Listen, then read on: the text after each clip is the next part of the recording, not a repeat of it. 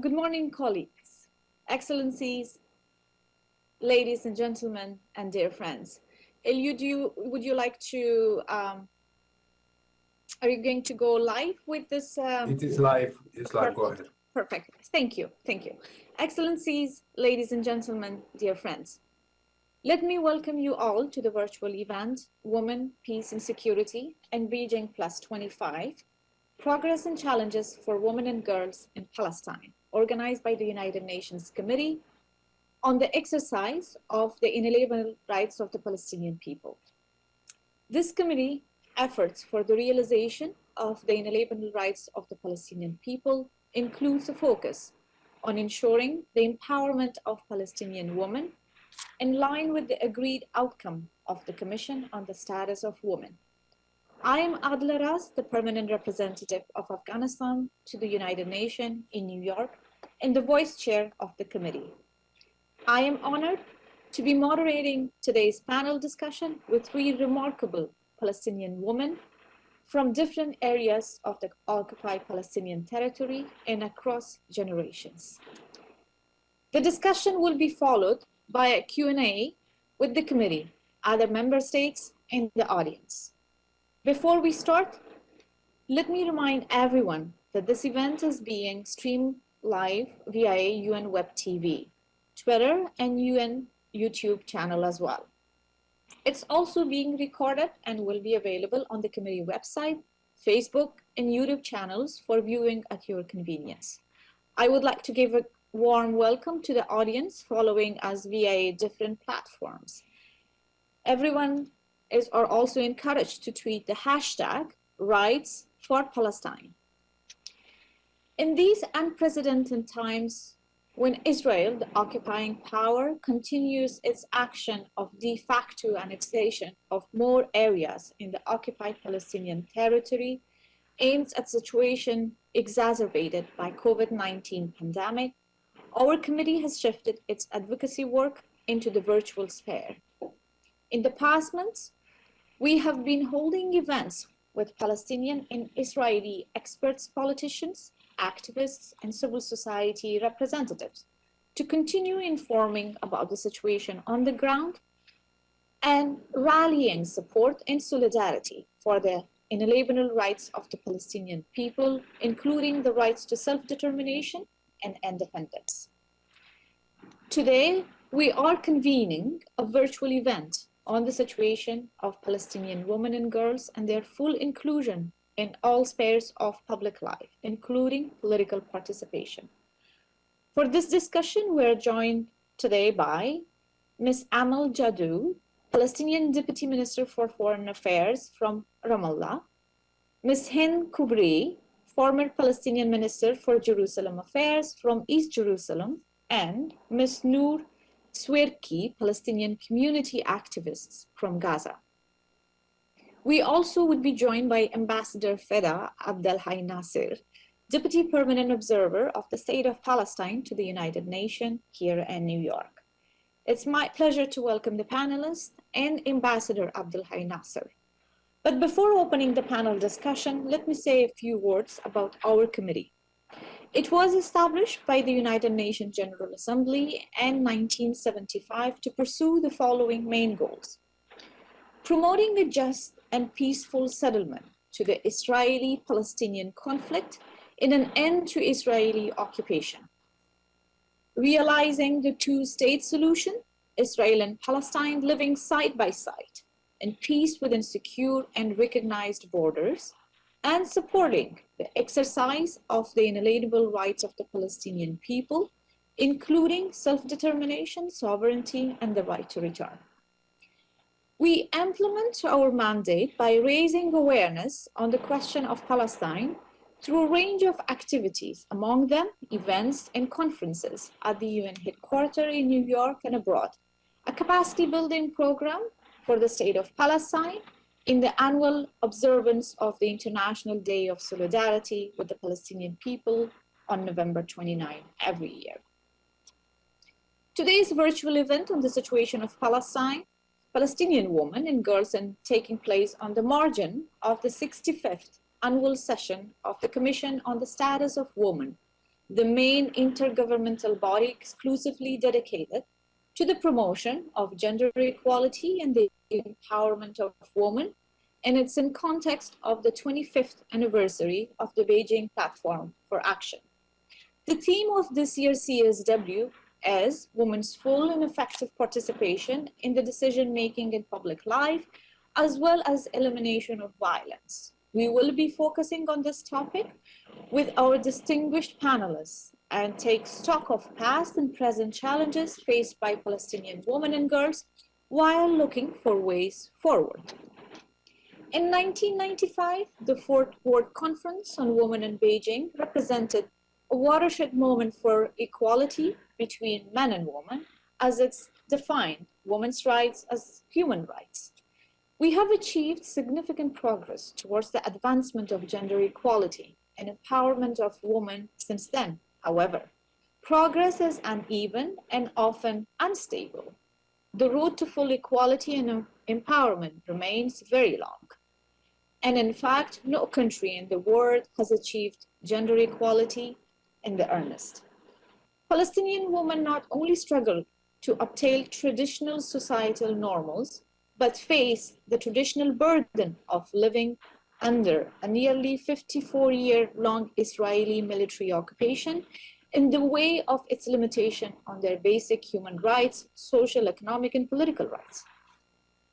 Like all Palestinians, they suffer forced family separation, displacement, home demolition, arrest and detention of children, and discrimination in almost every aspect of daily life. There are symbols of resilience, resistance, and steadfastness. Over the past 50 years, Palestinian women have contributed to the social fabric of the society and the Palestinian economy, while also participating actively in opposing the occupation. They also participated in the Madrid and Oslo processes. This year, the focus on political participation of Palestinian women becomes particularly relevant in view of the general election to take place in the upcoming election, including in the East Jerusalem. In 2006, 13% of those elected to the Palestinian Legislative Council were women. In 2021, the discussion in Cairo to increase participation of female candidates in the upcoming Palestinian election is an important step, which, if realized, will increase women's full, equal, and meaningful participation in leadership. The goal of a two-state solution of two countries, Israel and Palestine living side by side in peace and security along mutually recognized borders with Jerusalem as a capital of both states, remains elusive. Palestinian women have a crucial role to play in ensuring that the 2030 Agenda for Sustainable Development, a necessary step towards peaceful, inclusive, and sustainable societies, is implemented. Excellencies, ladies and gentlemen, and my dear friends, it's now my honor to ask my colleague and friend, Ambassador Feda Abdelhadi Al-Nasser, the Deputy Permanent Observer of the State of Palestine to the United Nations here in New York, to deliver her remarks. Your Excellency, the floor is yours. Thank you, Madam Chair, and welcome to our distinguished panelists, and welcome to all attendees of our virtual event today. I wish to take a moment to recognize you, Ambassador Adela Raz, for your commitment to the just cause of Palestine in your service as Vice Chair of the Committee on the Exercise of the Inalienable Rights of the Palestinian People and Acting Rapporteur. We are grateful for Afghanistan's long-standing support and solidarity with the Palestinian people in their struggle to realize their rights, freedom and independence, justice and dignity in their homeland. Thank you also to the UN Division for Palestinian Rights for organizing this event and for all of its support to the committee in carrying out its General Assembly mandate. As we prepare for the 65th session of the Commission on the Status of Women, we appreciate this opportunity to consider the progress made and challenges facing women and girls in Palestine as we mark 25 years since adoption of the Beijing Platform for Action and 20 years since adoption of Security Council Resolution 1325 on women, peace, and security. We welcome and are honored by the participation of our three distinguished panelists, Dr. Amal Jadou, Deputy Minister for Foreign Affairs of the State of Palestine, Ms. Hind Khoury, former Minister for Jerusalem Affairs and Ambassador of Palestine to France, and Ms. Nour Swirki, a community activist and journalist from the Gaza Strip. We very much look forward to hearing your views, insights, and advice. Madam Chair, as we consider the global situation of women, it is clear that progress has been made in these past 2 decades, but many striking inequities remain. The pandemic has not only exposed gaps and deficiencies, but intensified them, causing setbacks and creating new challenges for women around the world. As you so rightly noted, for Palestinian women and girls, those challenges are compounded, and any progress made has been repeatedly undermined by the Israeli occupation and its ongoing dispossession, displacement, and oppression of the Palestinian people. This illegal occupation affects every aspect of life and has inflicted a protracted humanitarian and protection crisis, exacerbating the problems already faced by women and girls due to societal and cultural norms that perpetuate gender equality for all women across the globe and to varying degrees. Yet despite the many challenges, we see that Palestinian women and girls, whether in occupied Palestine or in refugee camps across the region or in the diaspora, have carved for themselves a central place in our society and are pivotal for the building of a lasting peace and for the reconstruction and development of our nation if and when we reach a post-conflict era. Enduring decades of colonial occupation and human rights violations has fostered within the Palestinian people a high threshold of resilience, and women have proven to be among the most remarkable and resourceful. Across generations, they have adapted with agility in order to not only overcome hardship, but to thrive. An active women's movement and engagement, especially at the grassroots level, has long been a hallmark of the Palestinian story. Confronted by waves of crisis and the daily stress and trauma of conflict, Palestinian women have developed life-saving coping skills. They have learned to care for and nourish their families in the most meager of circumstances. They have partnered with each other in cooperatives and grassroots initiatives, including legal aid and counseling to assist victims of domestic violence and other forms of social support. They have learned to lead their households in cases where the male head of household has lost his livelihood or been imprisoned or killed by the occupation, accelerating their engagement in economic life, including through microfinance initiatives in the education and health sectors and in government institutions and civil society, among others. According to the Palestinian Central Bureau of Statistics, which is led by a Palestinian woman, Dr. Adela Raz, more than 1/10 of households in Palestine are led by women. Palestinian women have learned to recreate the protective space and sanctity of home for their families following destruction and evictions by the occupying forces. They have learned to give psychological and emotional support to their children traumatized by Israeli military violence, night raids, arrests and imprisonment, and terrorized by extremist settlers. Themselves the victims of the occupation's violence and jails, they've become advocates for the most vulnerable. They have prioritized education, with young women now exceeding male enrollment in university. They have preserved our traditions in embroidery, song, and our national cuisine. They are writers, doctors, nurses, parliamentarians, teachers, ministers, ambassadors, artists, lawyers, humanitarians, inventors, and everything in between. Their lived reality has necessitated and in some ways fast-tracked their participation in the social and economic life of our country. This has helped ease the constraints of patriarchy and broken new ground for roles typically perceived as reserved for males. The State of Palestine is also a proud signatory to the Convention on the Elimination of All Forms of Discrimination Against Women, and we are working hard to harmonize our national legislation with this core international treaty ensuring rights and protections to women.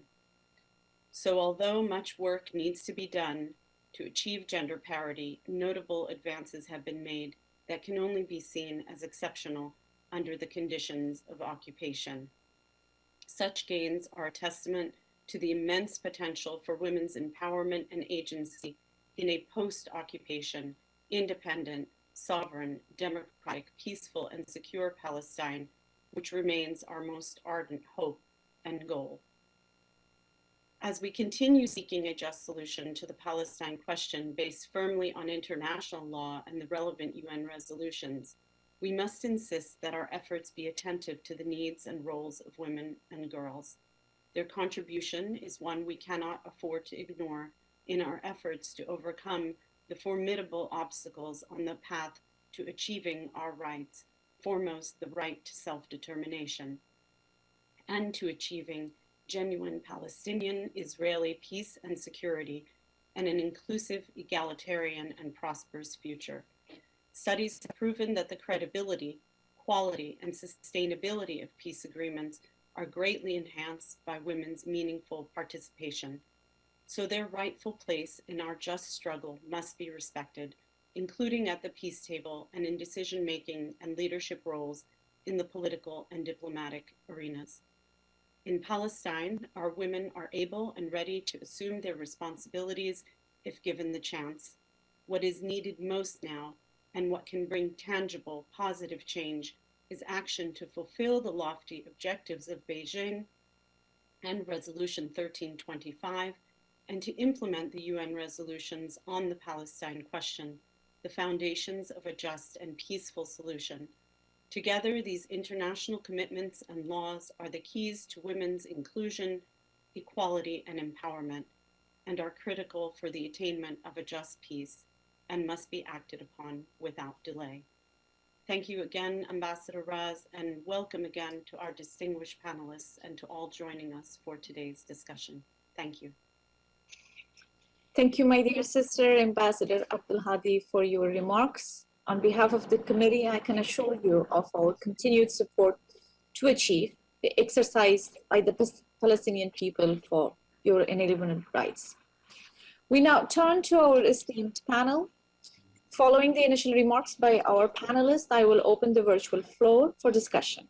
We will be able to take questions which member states can pose via the chat box function in WebEx, and the public can also pose their questions via the Facebook page or Twitter account, and by sending an email to dpr-meeting@un.org or via WhatsApp +1, the US number, 646-421-0579.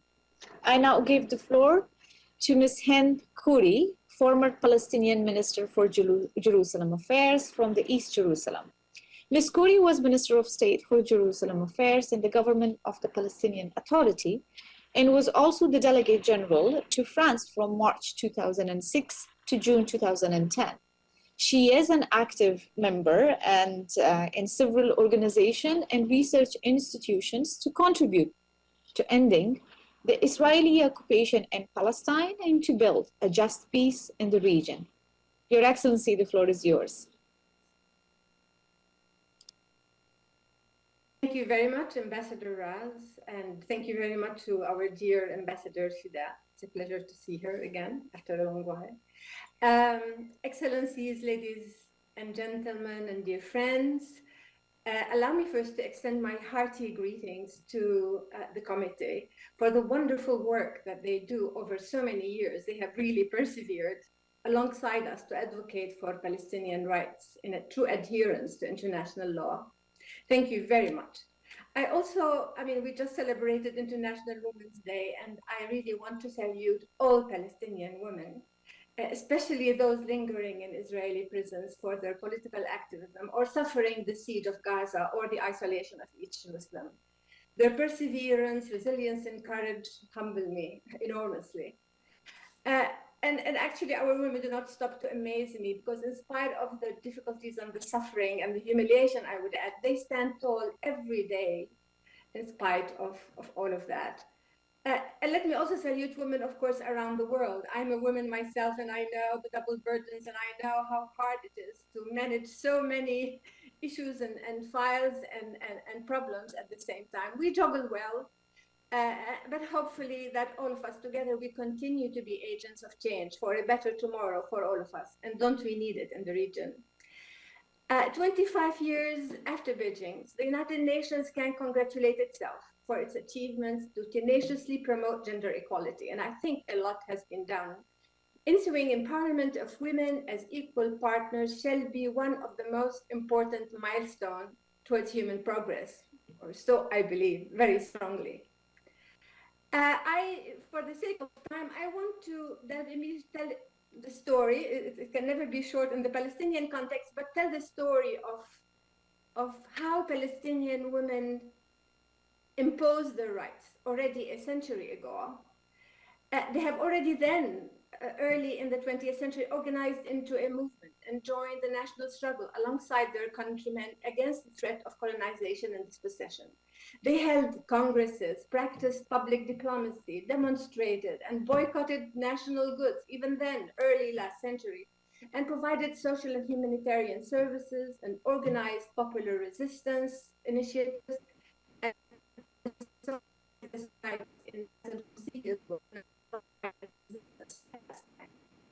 they continue to be active and organized in support of their people at every other milestone of our tumultuous history, all the way to the first Intifada, which brought them social and national recognition at par with their countrymen.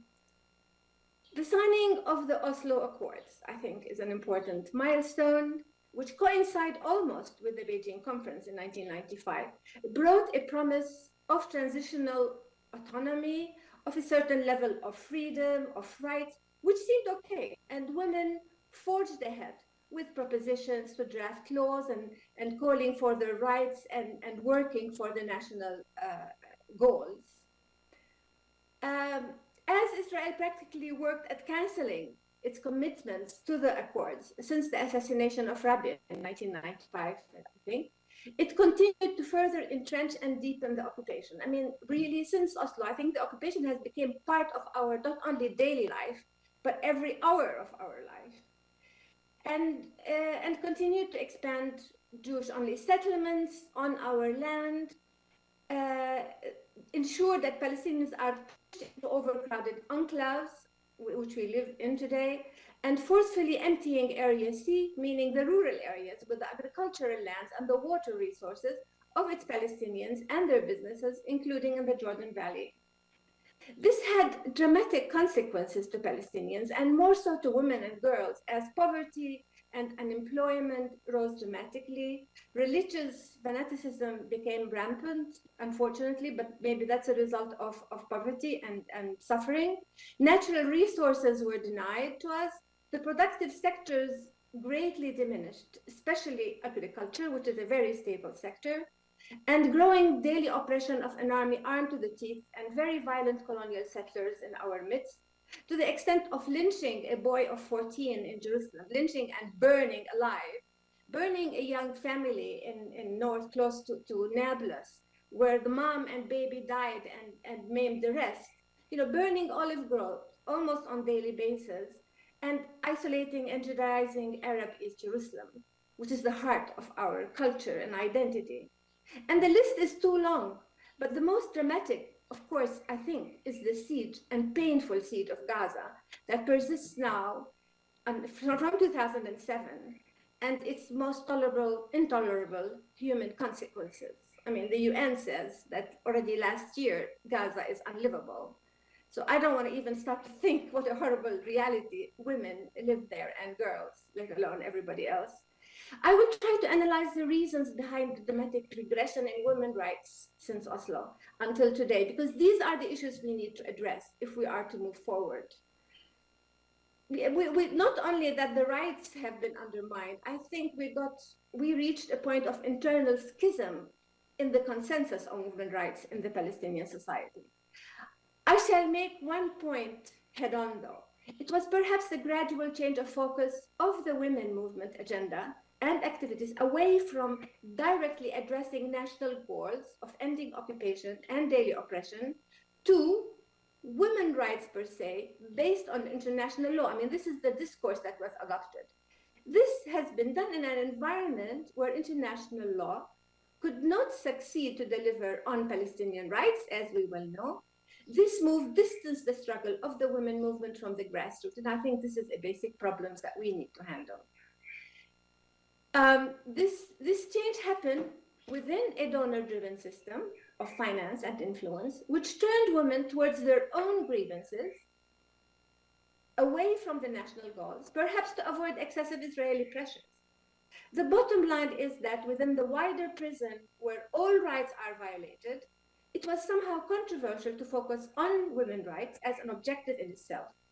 I think gender equality remains crucial for any society, and to ours as well, but more as the means to reach the objective of freedom and well-being for society as a whole.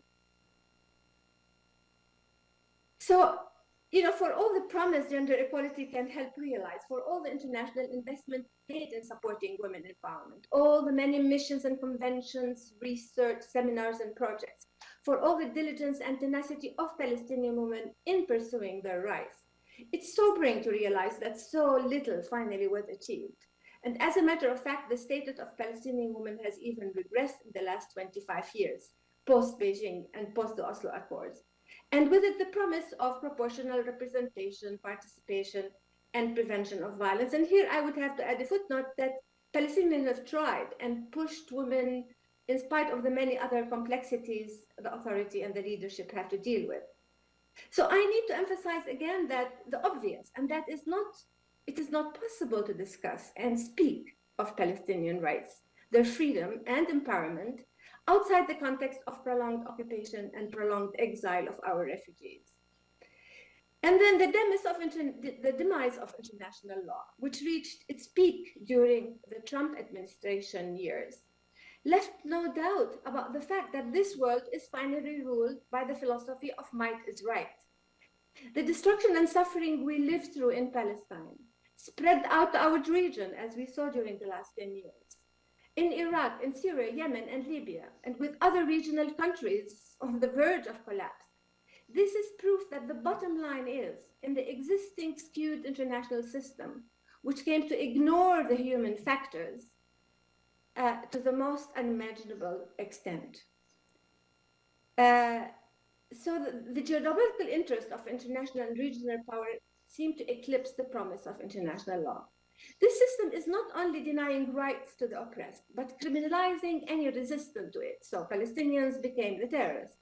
It is through this ambivalent system that we are also judged, a system that denies us the tools of accountability and liberation. I mean, just like, let's follow the discussion on the ICC decision to start investigation of war crimes, for example, which we appreciate, but then let's hope it will be materialized.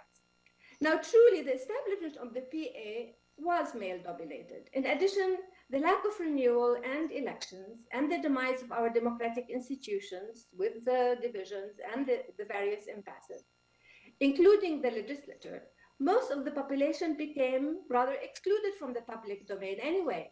So were youth and women, which represent the great majority. Also, the fragmentation and division among Palestinian factions over the Oslo Accord is understandable in the context of their practical demise. These accords were emptied from their content by a powerful Israel and could not be the sole way to go forward towards any semblance of peace. Equally important is the absence of a successful strategy for liberation where women could find their place and identify a meaningful political role. The highly skewed balance of power. I'm sorry.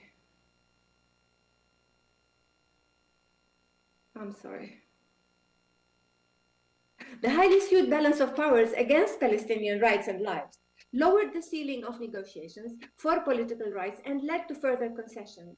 Add to this, the growing rift between leadership and grassroots invited external influences and pressures on our decision-making process, a tendency that is becoming increasingly obvious.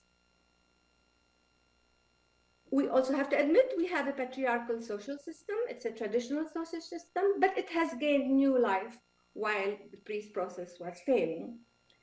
It's also easy to speak of gender equality within the Palestinian body politic, so invested in pursuit of peace or of resistance to it, and somehow postpone the necessary investment in leadership renewal that allows accountability and progress in building a nation and meeting people's needs and aspirations. At the level of the women organization, the success realized through an organized women movement, which was based on voluntary work and associations, have weakened due to the demise of the PLO institutions after Oslo, or the weakening, especially the General Union of Palestinian Women as an umbrella organization. The movement then became fragmented rather a bit by establishing a large number of NGOs led by elite women. But though these NGOs are doing great and necessary work for gender equality and other right issues that cannot be undermined, they became increasingly donor-driven in their agenda and hence distanced themselves from the grassroots. Women activism centered exclusively on their rights, while all Palestinians suffer a horrible reality of daily oppression and dispossession, and almost unsurmountable difficulties under occupation and Israeli Jewish supremacy. So this has narrowed the discourse and the agenda of women struggling for legitimate rights. Now, to make matters worse, we shall have to deal with the consequence of the COVID pandemic. I mean, post-COVID socioeconomic implications are and will be dramatic.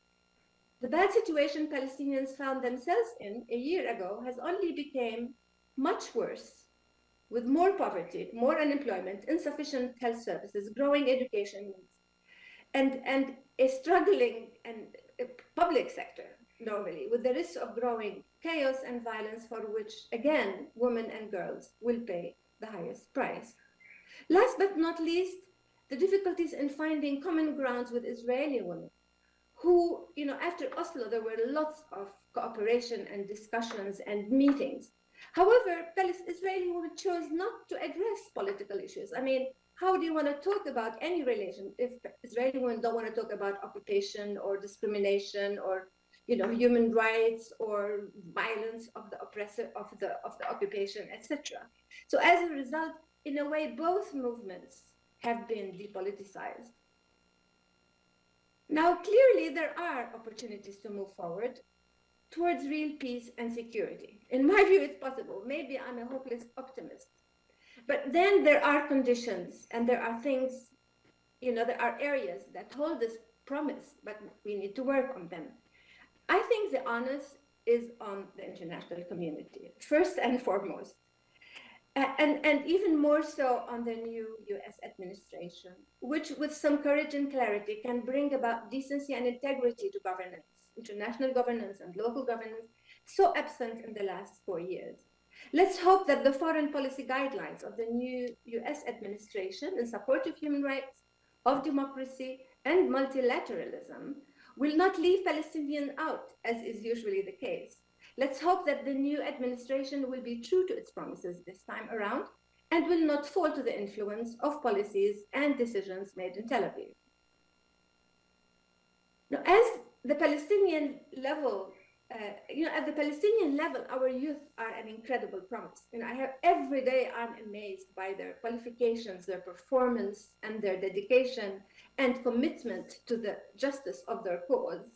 And I feel small in comparison to them. So for me, this is a great sense of hope.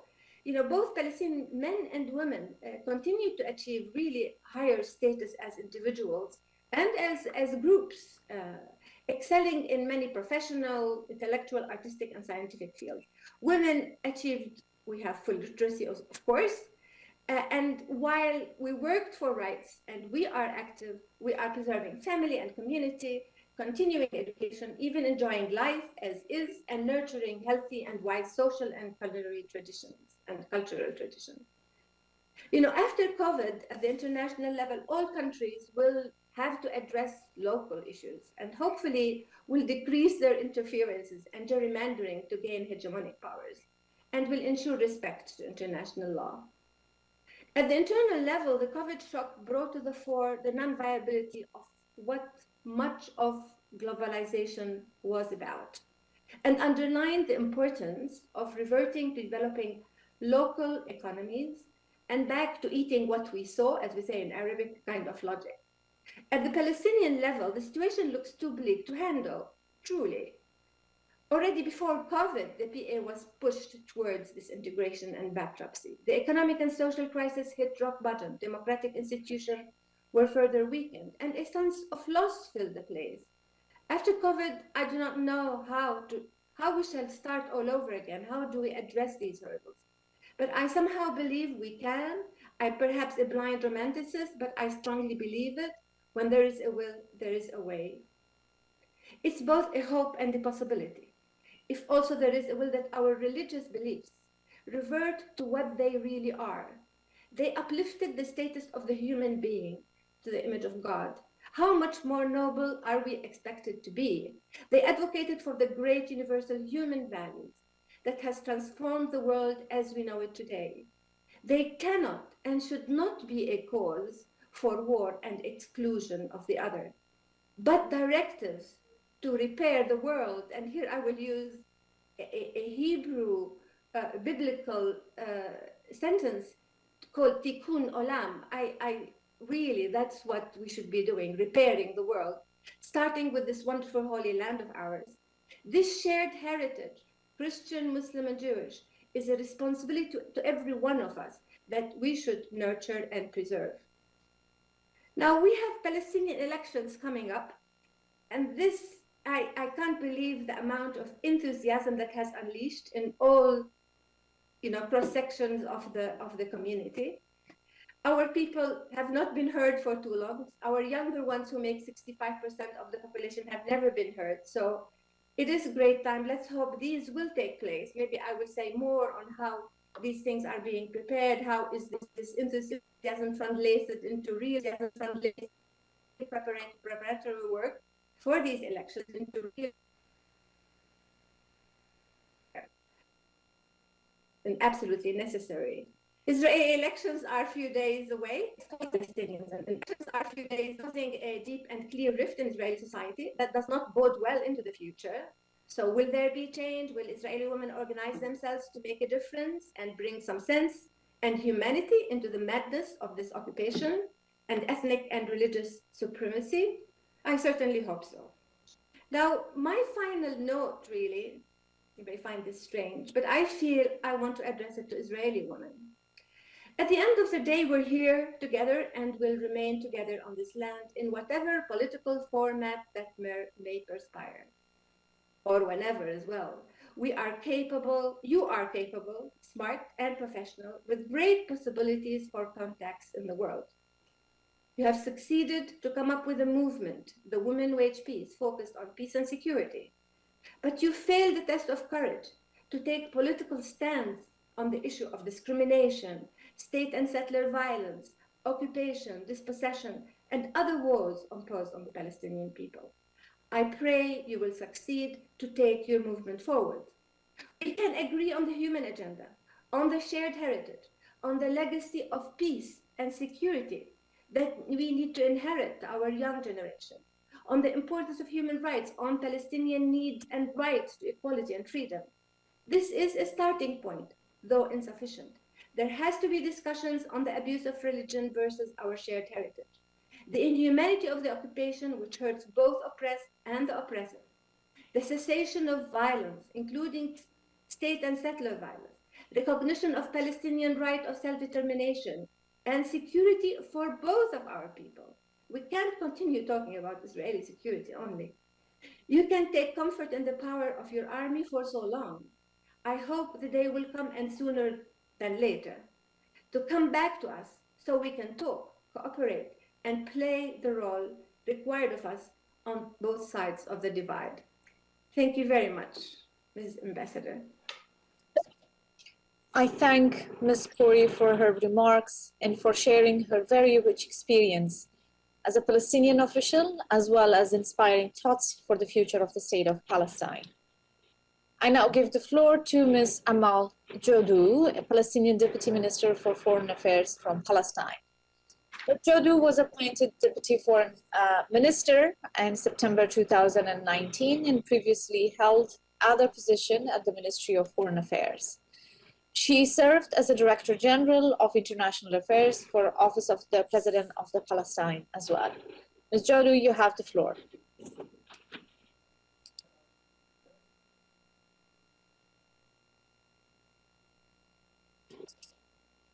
You're good. Please.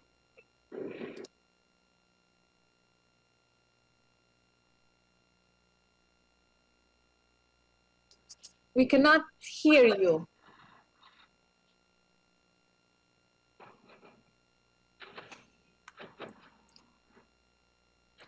I think there is a technical issue with probably your mic, because you're unmuted and we still cannot hear you.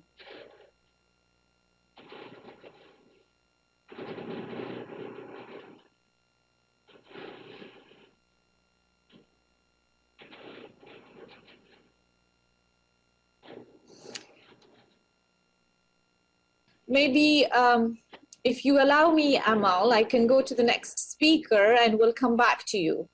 And hopefully by then we would be able to fix the technical issue.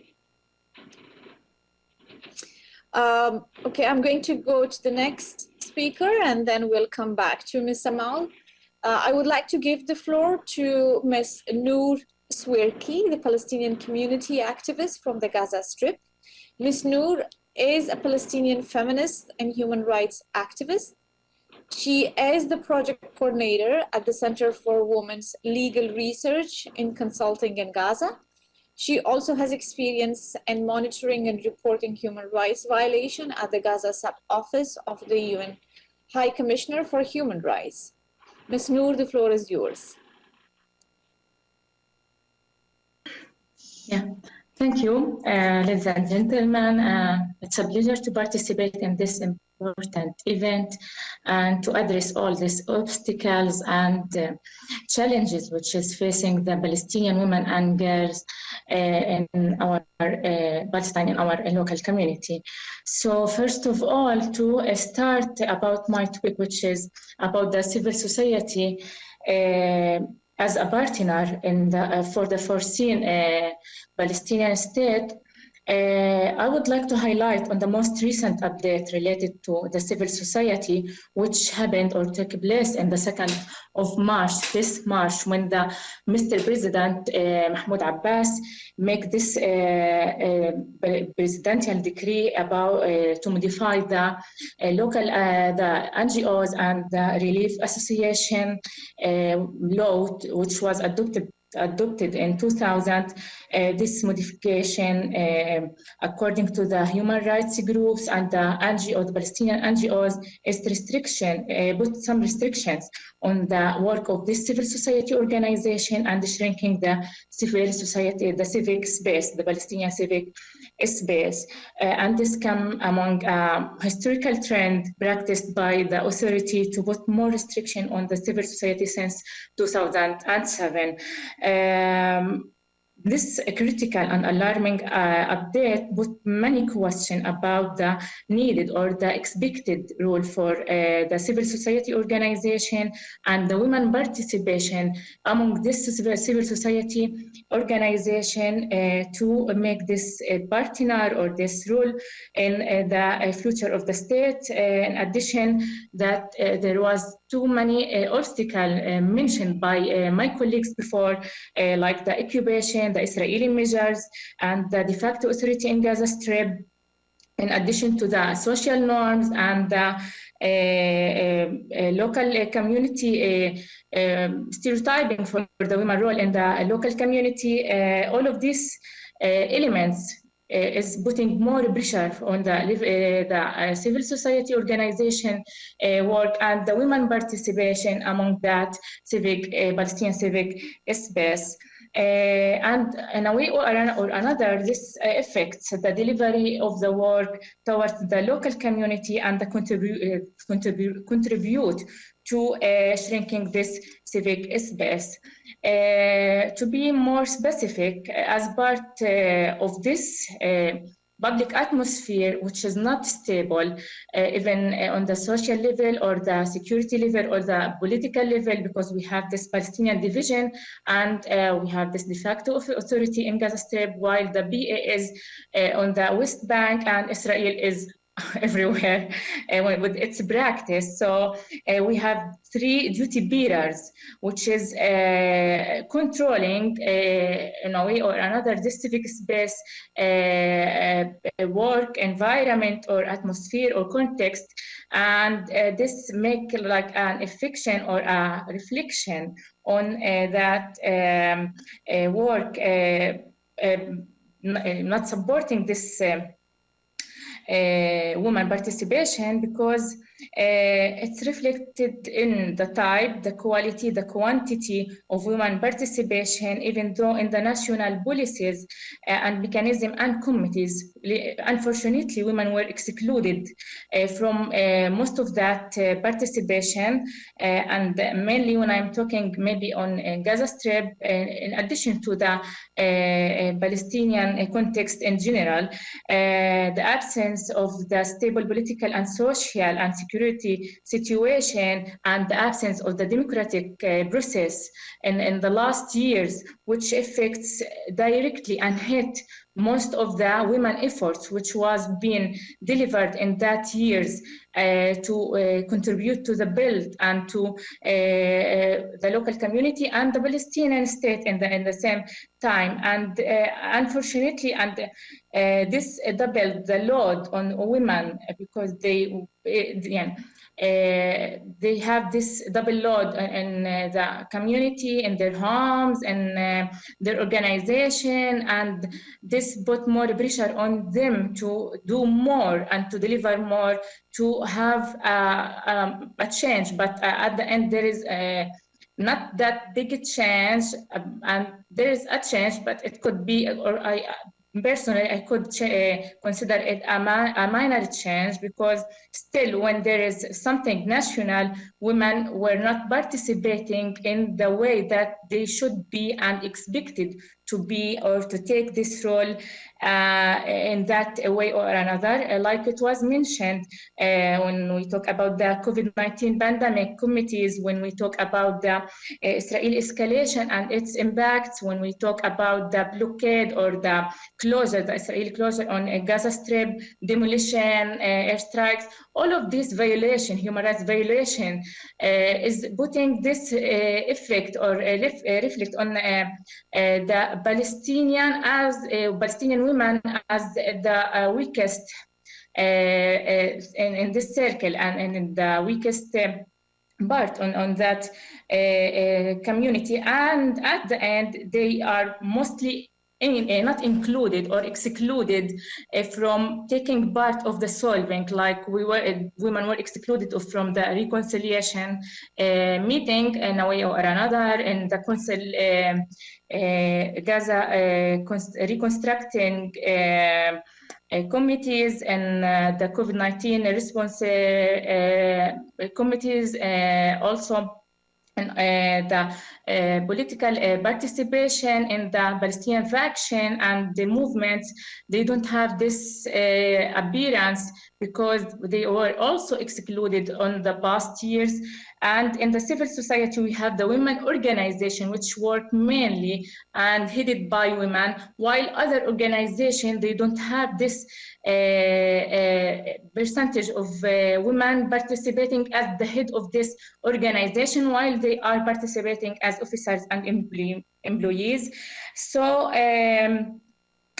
all of this non-stable context in the past years and in the upcoming years for sure, because nothing will be solved in a way in this fast, particularly that we are going to the Palestinian election, which is considered like the light of at the end of this path. Maybe women are looking to that election as any of the anyone of this Palestinian community, but we as women, we are looking for this as a chance and an opportunity to make some change, because we need that, because we have too many needs that is related to the Palestinian division and to the Palestinian unity and the unity of the civil society and the Palestinian civic space, because we can make this a change and make this apply more pressure to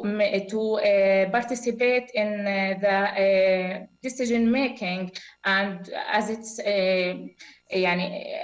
needed, the issue of protection for women, the laws, the legislation, the healthcare services, the social services, also the economic empowerment for women, all of this should be included and promoted more in the national and in the grassroots, also in the level of the grassroots, because we are as it's always mentioned, that we are part of this community, but unfortunately, when it comes to the truth or the reality, we are not taken serious in that part, because we are considered not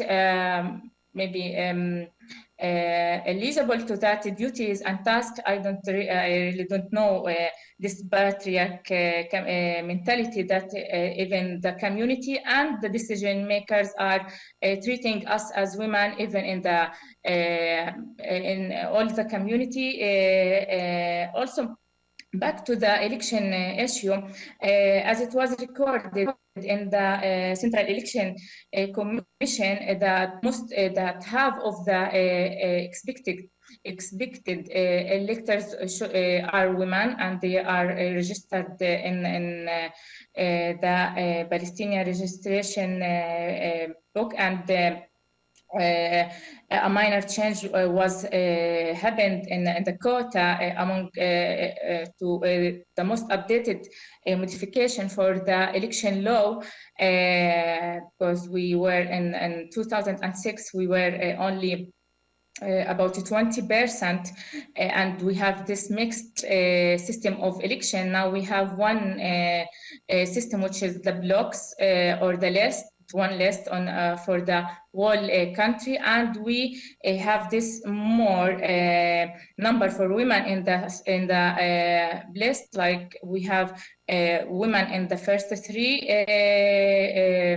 session, and then every 4 names should include women. So this came up with a percentage of 26, maybe a number of 34 women from out of 132 women for the bloc, and this could be considered a change, a positive change, but not meeting that change that we expect from the authority, because we were looking and debating in the past year for 30% of each block, and in the same time to make this guarantees that the same percentage, the 30%, should be also included in the Palestinian Legislative Council.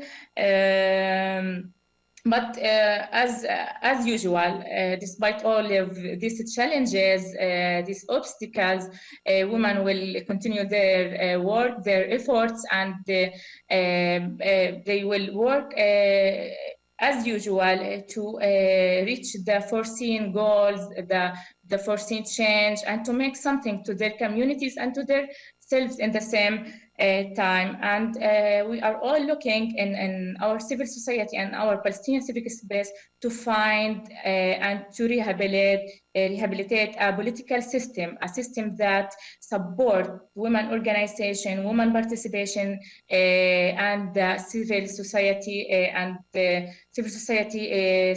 and civic space. All of this will support our role and our foreseen vision for our state of Palestine. Thank you for your time. I thank Ms. Nour for her remarks and for sharing her direct experience of the challenging situation faced by Palestinian women in the Gaza Strip. With these valuable and inspiring thoughts, we would be ready to move ahead and kick off the question session. But before doing so, I would like to go back to Amal and see if she is able to join and as well as speak with us. Miss Amal, are you there?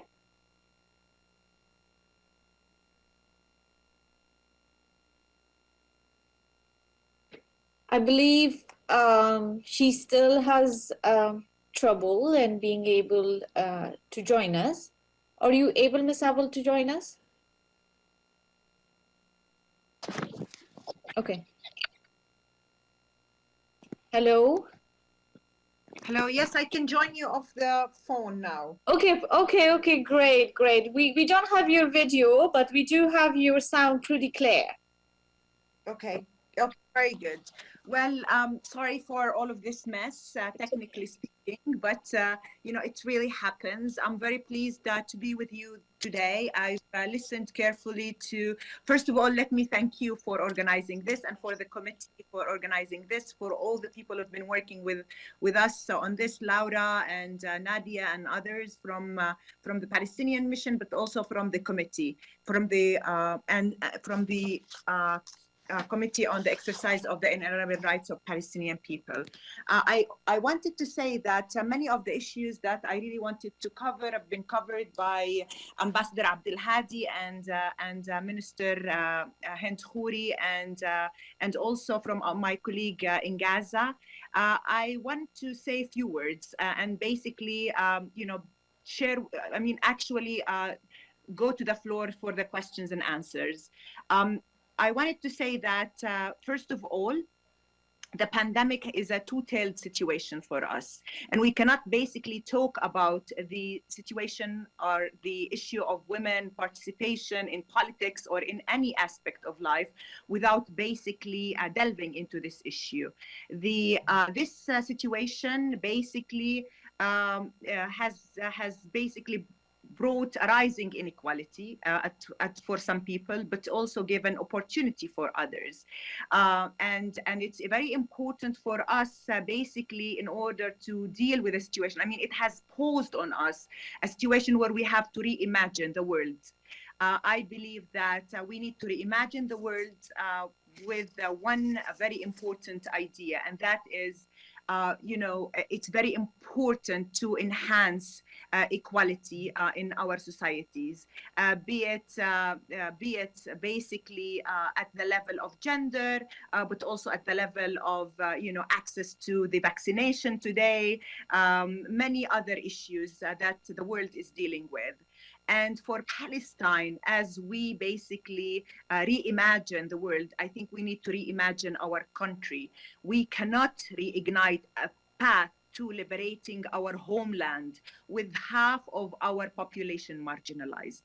And despite everything that is said and being done, today women in Palestine still face you know, many difficulties. It is an uphill for any woman basically to take up her role within our societies. It's not easy. I believe it's not easy for any woman in the world, and for women in Palestine, I think the problem is compounded.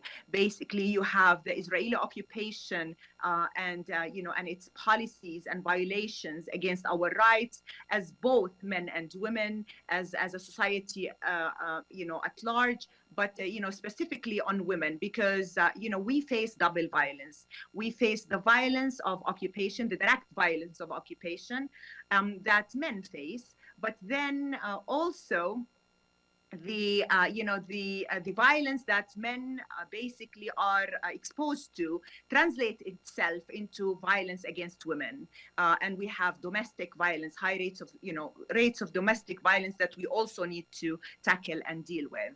So so basically, you know, in my opinion, occupation is the mother of all evils, but there are things that Palestinians themselves need to take up in order to enhance our societies. And yes, there has been many progresses made in the past few years. international agreements, to enhancing certain laws. Basically, the quota system has been increased to 26% from 20%. Yes, Sana, basically we were talking about 30%. We were fighting as a women's movement for 30%, when the hope needs to be 50%, 50-50. Men and women need to be equal in any society. But even the 30% that basically were promised has been dropped to 26%. So basically, there are things that we need to also continue to fight for. Yes, there is huge hope and euphoria within the Palestinian society now that we'll have elections, that this will allow for the participation of the young and the women, and hopefully basically we will have better representation of the young and women within the Legislative Council and within the ranks of leadership.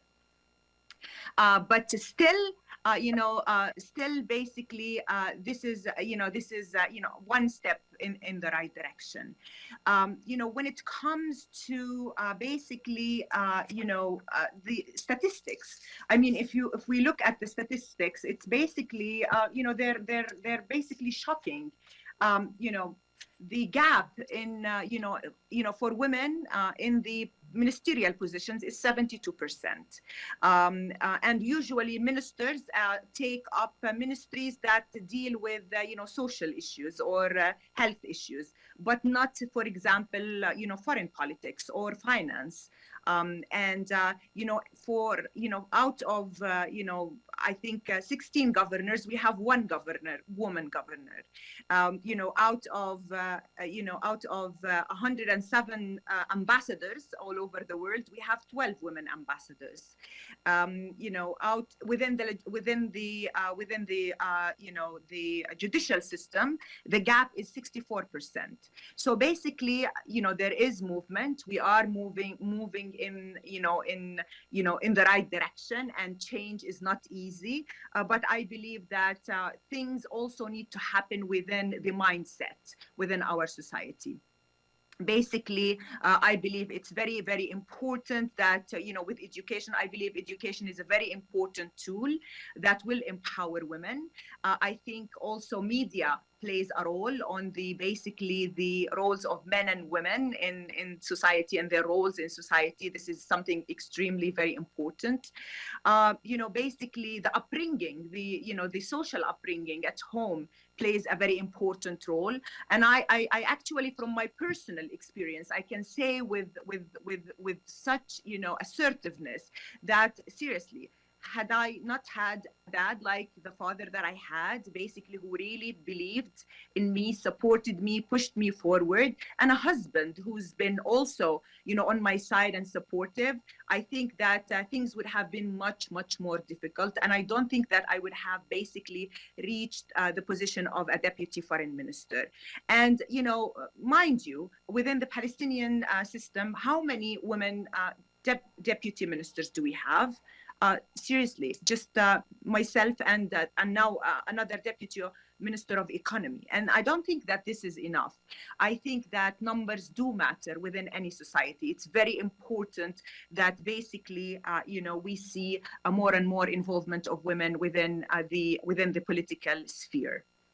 Now, UN Security Council Resolution 1325 speaks about, the role of women in peace and security in negotiations, and this is very important. I think that, in the early 90s, when Madrid conference started, we had 2 women participating in the negotiations,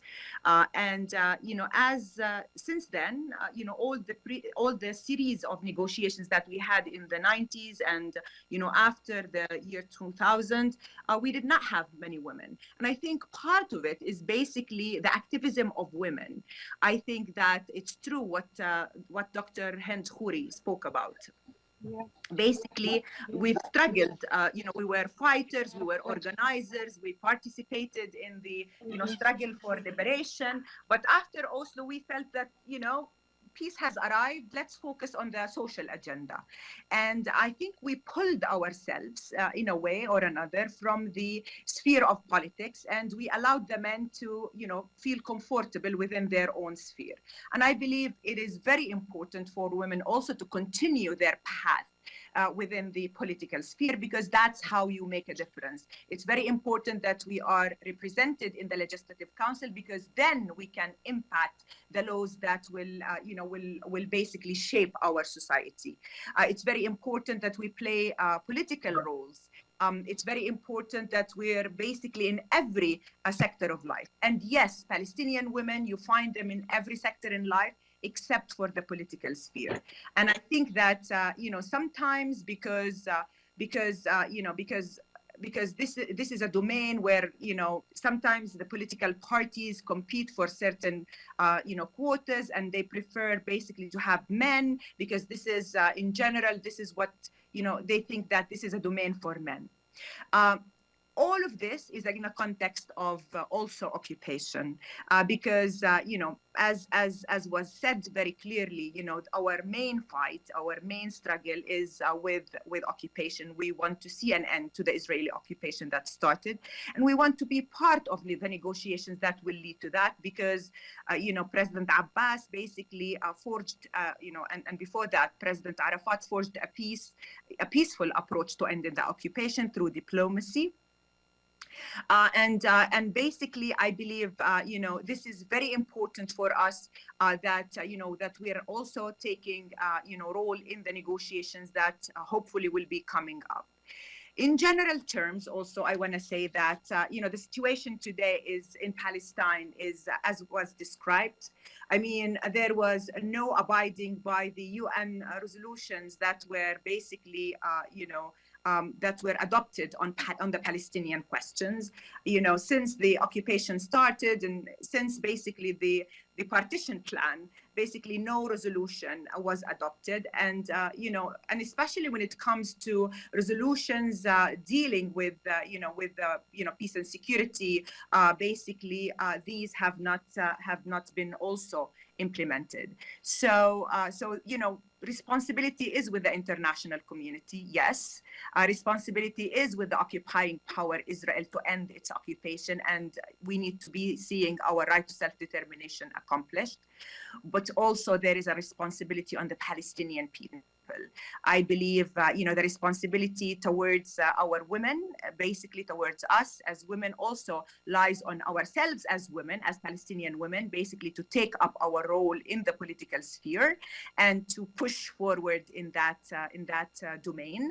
I think that, it can also help in liberating our society, because as I started out by saying, without a liberated half of our society, the women, I don't think that we can really achieve the liberation of our country. I think that we need to forge together, work together, hand in hand, men and women, in order to see that happen. I believe that, few issues that I wanted basically to share with you. Basically, education is one very important element to help in that regard. Role models have been an amazing, element. For me, Dr. Hanan Ashrawi, who is a member of the executive committee, stands out as an example of a woman who is committed, dedicated, worked very hard to see an end for occupation, basically is an amazing role model for all women. Basically, working on economic independence of women is very essential. Training and, raising awareness about the woman's strength, the internal strength that a woman and a man have is very essential, and training on leadership roles is very essential.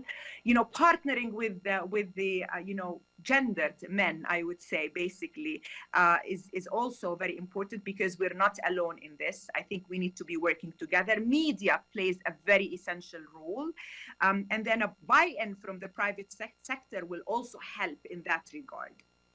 So basically, these are the ideas that I really wanted to share with you when it comes to the, women participation in politics. It's very important to say that, usually for Palestinian women, our feminism, nationalism, and fight for the struggle against the colonialism are basically are a combination that each woman of us has, and basically we're trying to work on each the agenda of first of all, foremost is our liberation from the Israeli occupation, ending the Israeli occupation and having our own state, but also seeing our society and the quality of our society from an angle where basically there is a respect for human rights, for women's rights, we want to see basically a society that respects all of its sectors. I'll stop here, and I thank you again for giving me the floor, and sorry for the technical problems, but I believe that usually discussions are better than the starting out statements that we make. I believe that again, Minister Khoury and Ambassador Fida and our colleague from Gaza, Ms. Swirki, also covered most of the issues, and I look forward to the questions that will be raised. But I wanted really to shed light on the internal element. Thank you very much. Thank you, Ms. Amal. This was excellent. I think a very informative discussion, and so many elements that I believe women across the world share, especially women in politics. And I think you added a really important element to it, which is education, of course. But there is also, I think, building constituents. As far as we do not build that constituency, there would be always a limited space for women to come to politics. We now moved on to the question session, and in order to kickstart the conversation, let me take advantage of my role, of course, as a position of moderator and ask a question to each of the panelists. After I pose my question, we will take more questions from the audience, and then I will give the floor to our distinguished guests for their answers. So my first question would be to Ms. Khoury, is that how can the inclusion in participation of Palestinian women be assured at all levels of decision making? Based on your experience with women civil society groups and currently with electoral lists, how would you suggest the international community better supports these groups for their inclusion and higher representation at an impactful political level? My second question is to Ms. Amal. What has been the progress since the signing of the international instruments, including the Convention on Elimination of All Forms of Discrimination Against Women by the State of Palestine in 2014 to align norms and standards via the advancement of the status and rights of Palestinian women? And my third question is to Ms. Nour. Which national mechanisms, including at grassroots level, are necessary to ensure the inclusion of women in the pursuit of peace as well as democratic processes? What is the role played by civil society organizations in Gaza for the upcoming elections and national reconciliation? I can start to our first panelist. Ms. Khoury, the floor is yours. Thank you very much, Ambassador Raz. We have so many skilled women. I mean, not only skilled, I mean, gracious, elegant, well-spoken, very well educated, very well brought up. In general, most Palestinians were so politically aware. Actually, if you take a boy of 12 from any refugee camp and just you're able to discuss with them almost any political issue. So, and I think since the capacities are there, what they need is an opportunity. But I know from my own experience, sort of, I entered politics from the big door, like overnight. But it was great, and I know women are, we're dedicated for the future. I think that's the difference. Already, for example, for me at my age, I think I only worry what I'm leaving for the next generation. I'm really worried about our legacy to the next generation, and it hasn't been good so far. I'm a bit ashamed of it. We have no vision of how we're going to move ahead. We have lots of issues and problems to deal with. They're left hanging in mid-space. So opportunity is important. I hope these elections will take place, and I think it is a great opportunity. I hope most of the proposed lists will include even more women than 26%. I think some will, as a matter of fact. I heard some important, leaders who want to present lists have made a commitment to include as many women as possible. Go and choose. I think there will be no problem with that. So, now on the other hand, as I said in my presentation, I think we need to acknowledge, it is the moment of truth. The issues we're dealing here today are extremely important. So the donor community have extended appreciated assistance to the Palestinian people and to the civil society sector. But we need to recognize the drawbacks. They have also scattered the voice of women because NGOs became, instead of one women movement, we have thousands of NGOs. In the absence of economic development, because our industrial sector has shrunk to have agriculture, which absorbed most of the women work in the informal sector, has shrunk from, 17, 18% to less than 3%. Maybe even less today. Of course, we don't have the land or we don't have the water anymore. But this is a disaster. We can't. And then NGOs became an economic sector.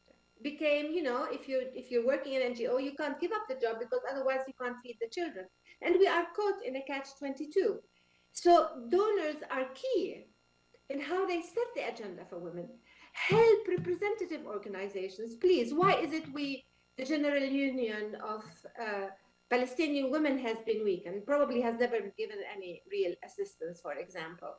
We need to strengthen unions. We need to strengthen women in political parties. We need to strengthen women in the labor unions, in the lawyers union, in the doctors union. They're barely present in these unions. And anyway, these unions are jeopardized by political groups for political gains, and very often don't even have proper elections sometimes, like the labor union, for example. So this requires serious rethinking and serious policy making. I'm saying this with pain in my heart, because it is a shame in a world where resources are becoming so scarce that resources are really wasted when we don't have real social change. Let me also say something. Palestinians are not poor. We are knowledgeable. We know how to make business, even under the most dire circumstances. We survived. The cost of occupation, I'm president of a wonderful research organization called ARIER, and they have studied the cost of occupation, and it turned out to be about $10 billion for 2015. Now, please allow us, get this occupation off our back, and we don't need assistance. We can manage on our own. And we'll make promises, and we already made so many promises and concessions, as a matter of fact, that it's sometimes mind-boggling. We gave up in our homeland, which is the whole of Palestine. We are accepted to live on 22% and ensure that Palestinians living inside Israel have equal rights, and that our refugees are compensated or have the right to return. This is an incredible compromise. And since then, we compromised more. We said, yes, swap of territory in the negotiations. Most issues have been addressed in the negotiations. Really few elements have been left to finalize the negotiations. Why aren't these moving ahead, for example? The international community needs to acknowledge that it was not enough to have these fantastic UN resolutions. We were very well supported, and thanks God we have that. Maybe that's the only thing we really have. But then let's move forward to implementing these resolutions, one at a time. I remember during the Bush administration, Bush the son, when Condoleezza Rice and then envoy of the quartet, Blair, visited, 20 times or even more. None of them could do anything to remove one checkpoint or to move ahead any kind of serious talk on anything. And the international community begs, and then they can't deliver on anything. Please, let's look on where the pressure is coming. This has become a joke. And let me also add, honestly, I'm a retired woman. I said, politics have lost all credibility. This cannot go on. We need leaders in the world that are role models. As Emma said, role models are extremely important. We don't have them anymore. And what kind of situation is this to our young? What are we teaching them? Yes, education is important. But then what in real life, what are we teaching our young people? So I think this requires, of course, more meticulous thinking and to really put up an action plan.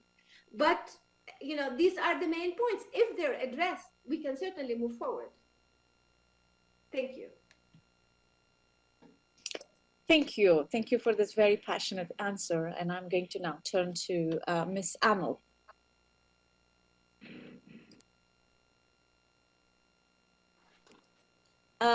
You're muted. Oh, sorry. Well, a lot has been done on this issue. Basically, that Palestine has joined many agreements and signed many treaties, including the CEDAW. And basically, we have been working on aligning our domestic laws with the treaties that we have signed. I believe, the adoption of CEDAW without any reservation, was something that, we're very proud of. But I believe also now that we are in the process of of seeing that its clauses are being implemented, and there are many, excellent, basically, articles or basically, the agreement itself is extremely very valuable. What I believe is needed today in our society is, a societal dialogue about some of the articles, because it seems that there are certain disagreements within certain basically clauses within that agreement, within that treaty. And I'm being completely frank and honest. I mean, basically the Minister of Women Affairs and many in the Palestinian women's movement are doing an amazing job in order to basically explain and basically engage with the different sectors of society in order to make sure that we move in one direction in the implementation of that agreement. I wanted also to touch on, what Minister Khoury said. Basically, I believe also Palestinian. Yes, there is some, drivenness, or some NGOs are driven by the international funding, and it is true that what we call the NGOization of the Palestinian women, some NGOs. It is true that basically, this is very important element.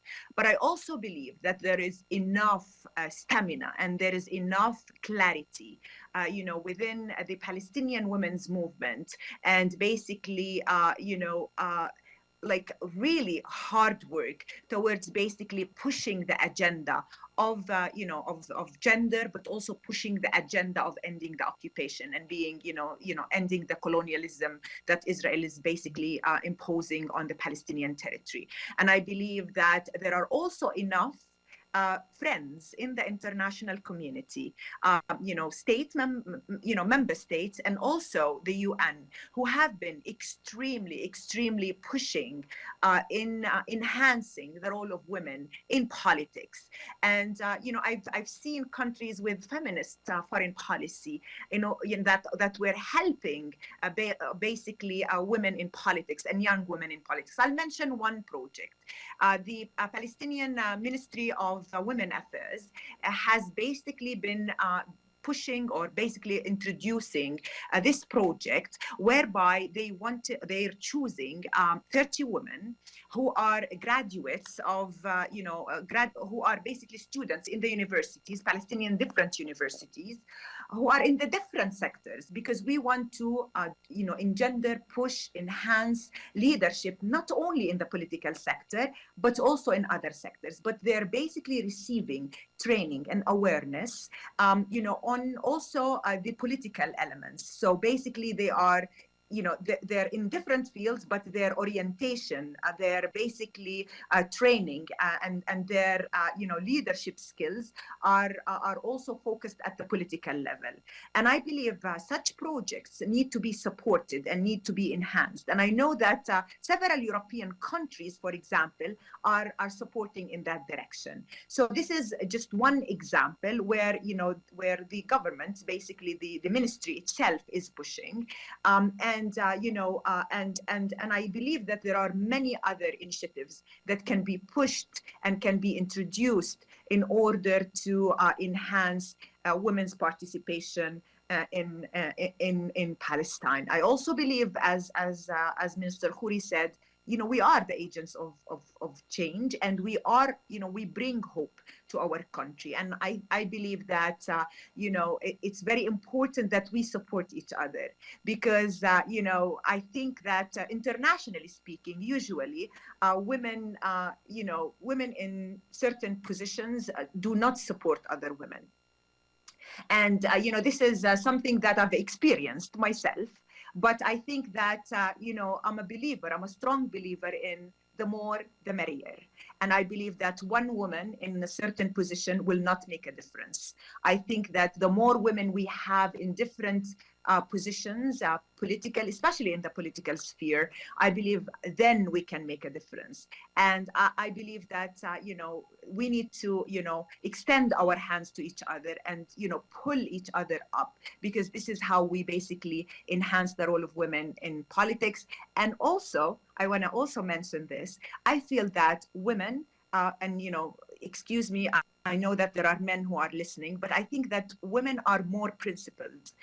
Basically, and don't get me wrong. I mean, there are exceptions, obviously, but the majority, or the general sense, is that we commit to the principles. We believe in justice. We want to see things are made in the right way. And I've seen this with women foreign ministers. I've seen this with women diplomats, not only Palestinian, but actually from all over the world, where there is basically an eagerness and a push in order to make things right, and to push in the right direction for justice and for resolutions of conflicts and for ending conflicts and for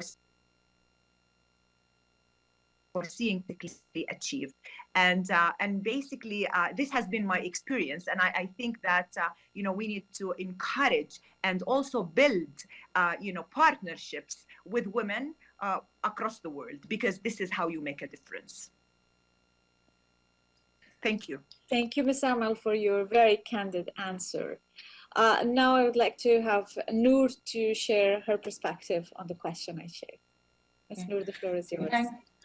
Thank you for the good question. And let me start with the first part of the question about the national mechanism, including at grassroots level.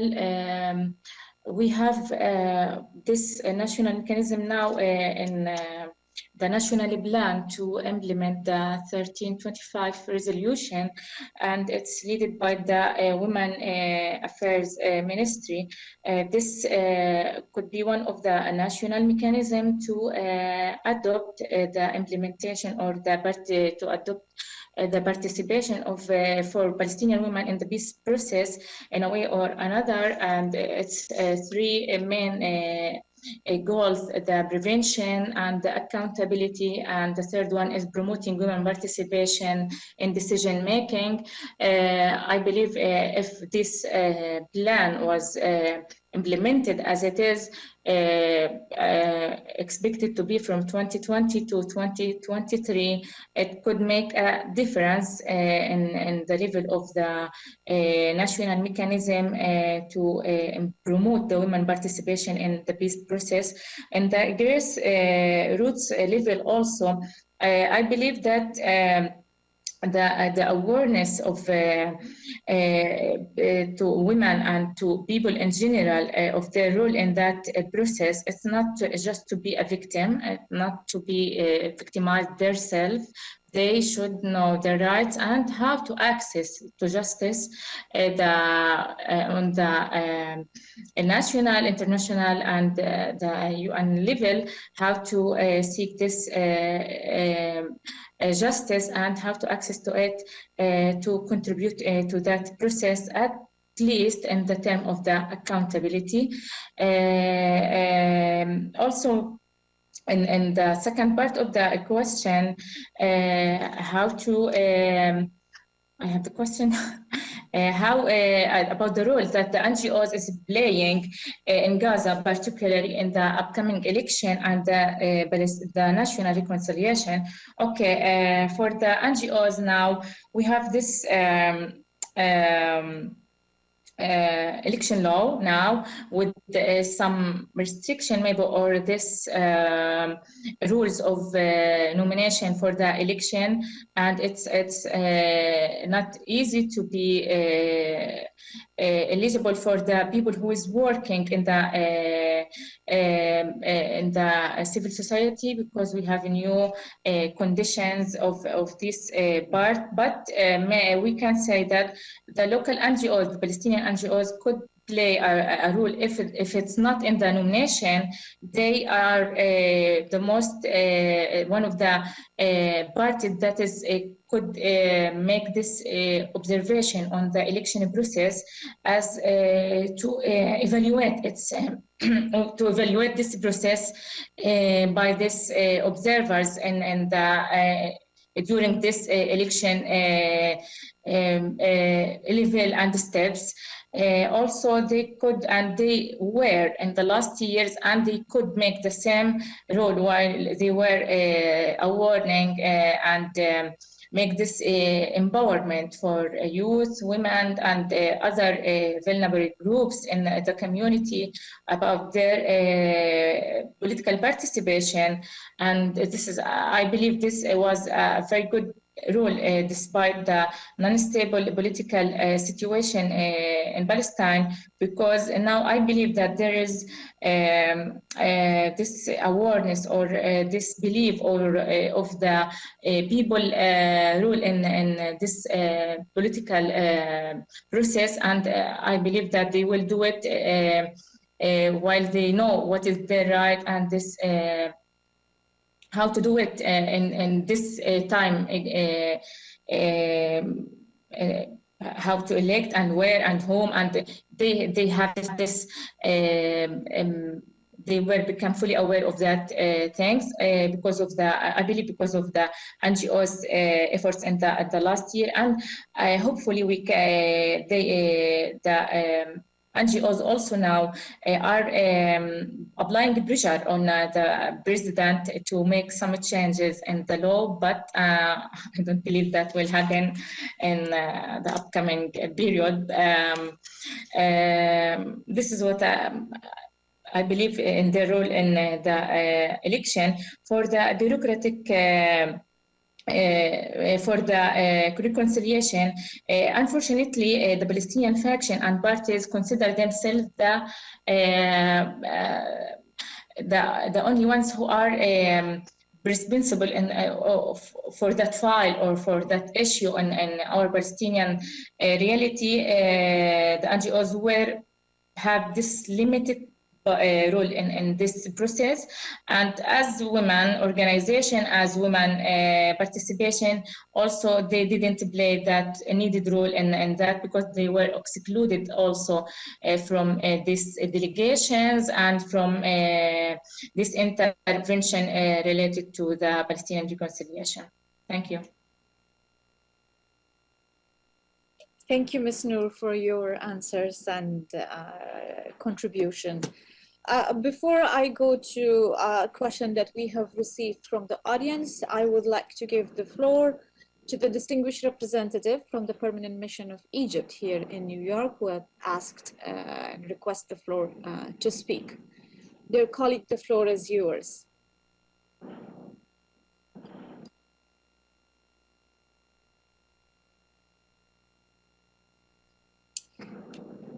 Do we have the colleague from the Permanent Mission of Egypt, distinguished representative from the Permanent Mission of Egypt?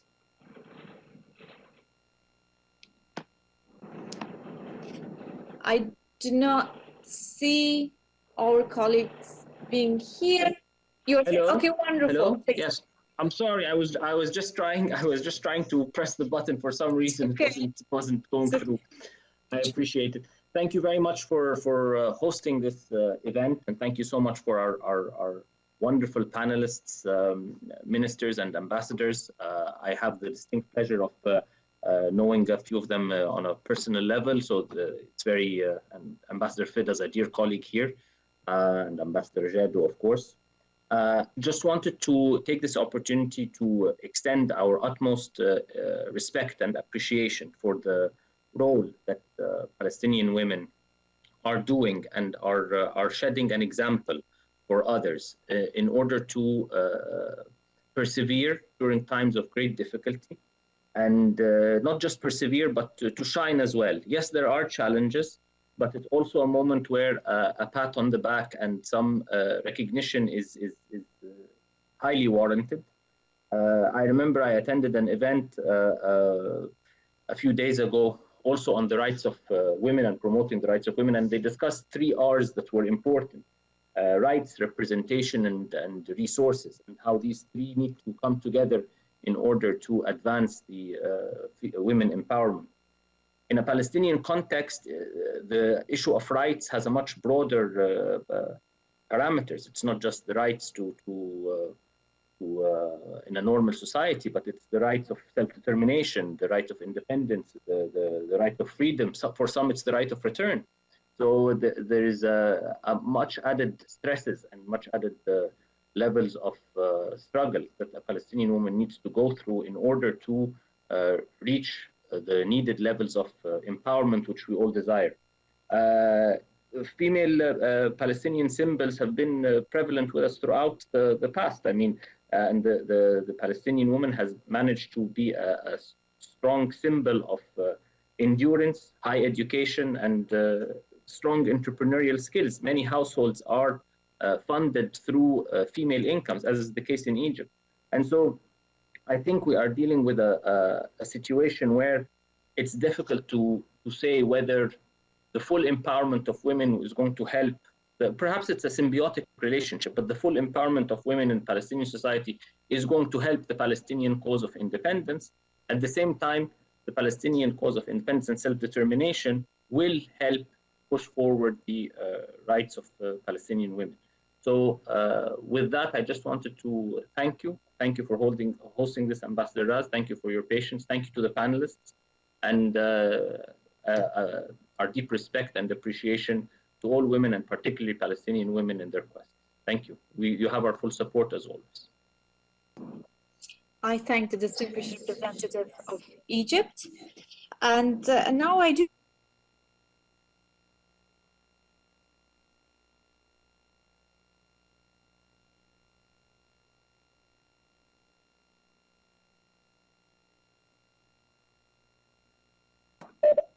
My sincere apologies, I was muted. I wanted to thank the distinguished representative of Egypt. And following that, I do have a question from one of the audience that was following the discussion we had today. It's from Mr. Ahmad Najim. He did not mention that he has addressed to whom specifically, but I'm going to address it probably to the 3 panelists. He says some points have to be clarified, especially after the World Bank report on women, business and law 2021, in which Palestine is occupying the bottom of the list. How do we agree with the standards used in such a report, and what can we do to improve our position while keeping our traditions respected? And I leave to my dear colleagues and dear panelists, whoever wants to take the floor first. Ms. Hind. No, as a matter of fact, I didn't read the report, so I'm very sorry. I don't think I can comment unless Mr. Najib would sort of clarify what is that report exactly saying, and what is the issue he's raising. I don't, maybe it could be perhaps because on the issue of pushing women to become entrepreneurs and to go out into business and to work and to take that kind of responsibility. And many in our traditional society, and I think rightly so, wonder what will happen to families. I mean, usually we have big families, and the issue of raising families and the time invested and efforts and passion into that is extremely important, is very, very important.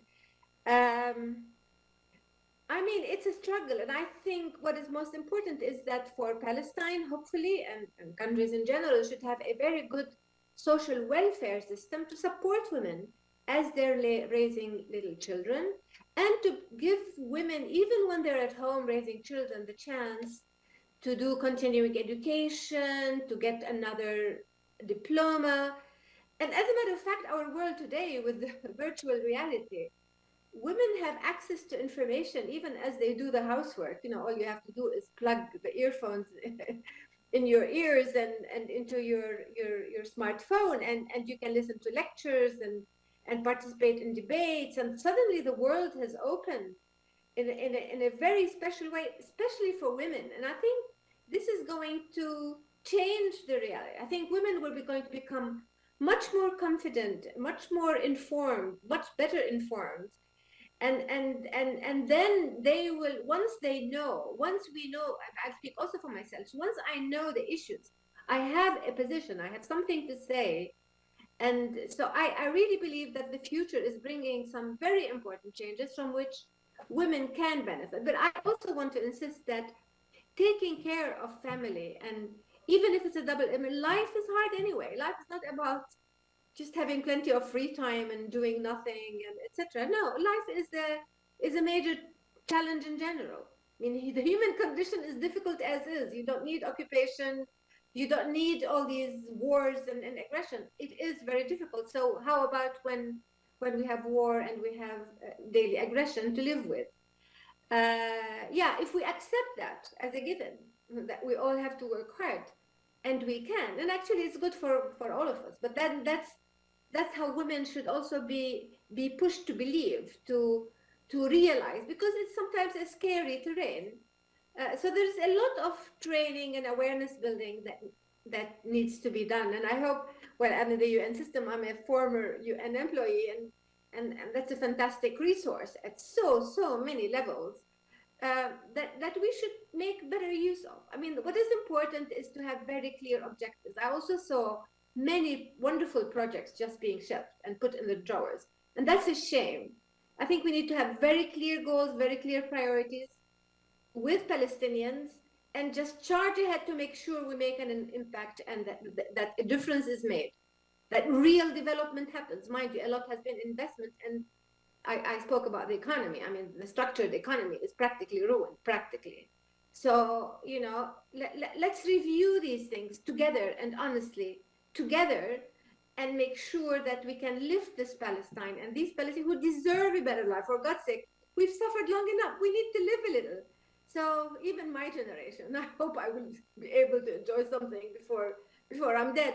But, you know, let's really make life good for Palestinians, not invest and then all we get is hard times. Maybe I indulge, but I usually get a bit passionate about issues. We do have two more questions, and if I'm allowed as a moderator, I would like to give the chance to those questions and then come back to the panelists, because I'm also pressured that I have to conclude in next 12 minutes. I do see a request from the distinguished representative of Turkey who would like to take the floor, following the distinguished representative from the permanent mission of Cuba to the UN. And so I would like to give the floor first to the distinguished representative of Turkey and followed by Cuba. Turkey, the floor is yours. Thank you, Ambassador. I join others in thanking you and the committee for organizing this wonderful event, and the panelists for their very insightful and exciting stories they shared. It's great to hear their firsthand accounts of their experiences, both in terms of Palestinian rights and women's rights. I'll go straight to my question without taking too much of your time. Deputy Minister Jadou talked about the responsibility of the international community. She also said after the pandemic, we need to reimagine the world. My question is relating to the efforts to revitalizing the Middle East peace process. We're all aware of them. But how can we redouble our efforts to increase women's participation in negotiations and the peace process? What is the role that the international community can play to fulfill its responsibility? And how can we reimagine the world that will fulfill our efforts to realize the peace process? And what can we do differently this time to actually make it happen? Thank you. Thank you very much to the representative of the Republic of Turkey for her question. And, I believe that, a year from now, the situation would have been extremely bleak. There are positive elements today that we haven't. I think that, the elections in the United States have brought and allowed for, better prospects for, a resumption of any kind of a peace process. This is my arena where, it just I feel basically very very confident in basically tackling basically the election of President Biden, the statements that have come from the Biden administration, from the Biden team first before the elections, and then during the campaign, and then after the the election have been very positive.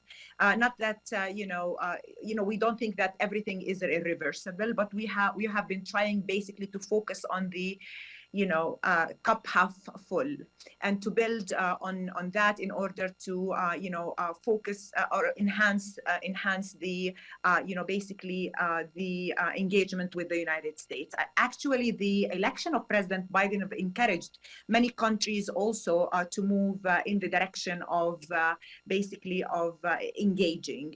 I remember several European foreign ministers visited Palestine after the election of President Biden, and before that we didn't nobody was engaging at the level of the peace process. There are also many attempts that are happening regionally speaking.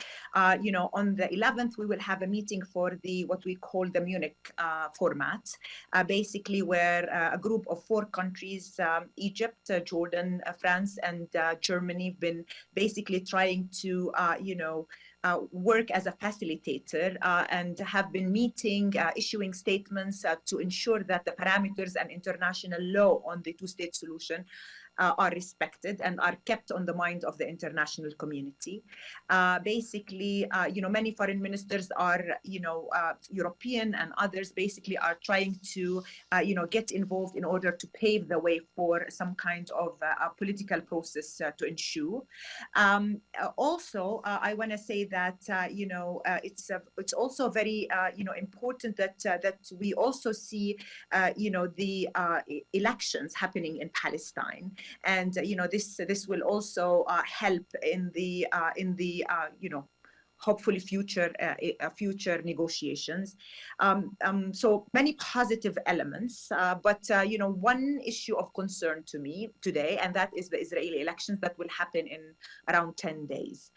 Today, the competition in Israel is between the extreme right and the more extreme right. And basically the campaigns are waged on who is being harsher towards the Palestinians. So we witness many violations, arrests, and basically, campaigns against the Palestinians, at all levels, and an enhancement of the, settler colonial project that Israel has been, adhering to since 1967. The expansion, the creeping annexation that is happening on the ground is really scary, because Israel, in the meantime, is, while it doesn't speak about annexation anymore, on the ground, what it does is basically designates areas as green areas, designates areas as military areas, basically expands settlements, legalizes outposts. And if you look at within a larger map at all of this, we see basically the larger map of annexation happening on the ground to try to preempt any future negotiations. The Palestinian leadership has been committed to the two-state solution. My president called for an international peace conference in order to, resume negotiations, in order to, see that within a multilateral framework with respect to international law and to UN Security Council resolutions and to UN principles. And basically, this is something that we've been adhering to, and we hope that this may move forward. How is this different? I think that we need to see some kind of different commitment, basically engagement, and not the usual bilateral negotiations with the US as the only mediator, because for more than 25 years, the US has been, dealing with the Palestinian-Israeli conflict, putting the Palestinians and Israelis in one room and, and waiting at the door, waiting for the white smoke to come out, has not worked. So we need to see a change in the approach. I believe that a multilateral approach to negotiations, whereby we see, a group of countries or maybe Quartet Plus can come and help in the negotiation process, because this is there's a huge disparity between the parties. It's very important that we have that multilateral system. The Quartet includes the UN, includes the EU, the Russian Federation, and the United States. And it will be preferable also to have some Arab neighboring countries like Egypt and Jordan and Saudi Arabia, probably, in order to help the process forward. I believe this is something that can ensure that we not only reach agreements, but we also implement agreements. Thank you. Thank you, Amal. And now I would like to give the floor to the distinguished representative of Cuba. Yes. Yes, excuse me. Our ambassador was following the meeting, but he needs to run for another activity, and he presents his apologies. We thank you, Ambassador and Vice Chair of the committee, for the good work you are doing as moderator of this important event. We are also pleased to have heard the opening remark of Ambassador Feda, Deputy Permanent Observer of the State of Palestine. In addition, we would like to express our greetings of solidarity to the 3 Palestinian women from different regions and generations who have shared their experience of the enormous tragedy of living under the occupation of the territory and having to face day by day the action of the occupier, who have no limits in destroying Palestinian homes and property, building illegal settlements, offending and attacking men, elders, and children of the Palestinian people, but also women and girls of the long-suffering and courageous people. Since 1948, with the Al-Nakba tragedy, Israeli acts of various kinds against the Palestinian people have not ceased. The occupation is maintained and intensified every day, as well as all illegal actions that we reject, such as the plans to annex the occupied West Bank, in gross violation of international law and human rights. We have said and we reiterate it. We strongly denounce the disproportionate use of force by Israeli against Palestinian civilians in the occupied territories, including East Jerusalem and particularly the Gaza Strip, in flagrant violation of the Charter of the United Nations and international humanitarian law. The organization of this event at the margin of the 65th session of the Commission of the Charter of Women is important because it should contribute to continue raising awareness, providing solidarity, and increasing the denunciation on what the Palestinian people continue to suffer as an important part of it, Palestinian women and girls. We ratify our full support for a comprehensive, just, and lasting solution to the Israeli-Palestinian conflict based on the creation of the 2 states, allowing the Palestinian people to exercise the right to self-determination and to establish an independence and sovereign state of the pre-1967 borders, with East Jerusalem at its capital, and the right of the refugees to return. We reiterate our demand to put an immediate end to the prolonged and illegal Israeli occupation of Palestinian territories, its annexation policy, and the blockade to the Gaza Strip.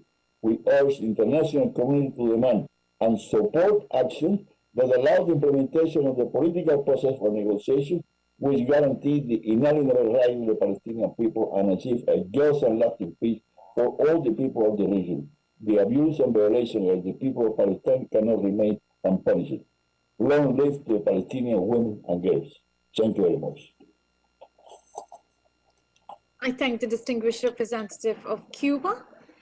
Before concluding this very rich conversation with our panelists, I do want to give the floor to Nour, because I did hear from Madam Khoury and as well as Amal in regards to the questions. If Ms. Nour, if you have any final words, otherwise I'm going to give the floor back to Fida, my dear friend and sister and colleague here in New York, to share her concluding remarks. Ms. Nour, would you like to add something? Thank you. It was a great session, in fact, and to hear my colleagues and the contribution from other colleagues. The last thing I would like to say about it could be considered as a recommendation that the atmosphere of working of the civil society should be supported more and more. The Palestinian civil society should be supported even by not only by the national or the authority. Also, we need the international support. We need to improve the condition of the fund.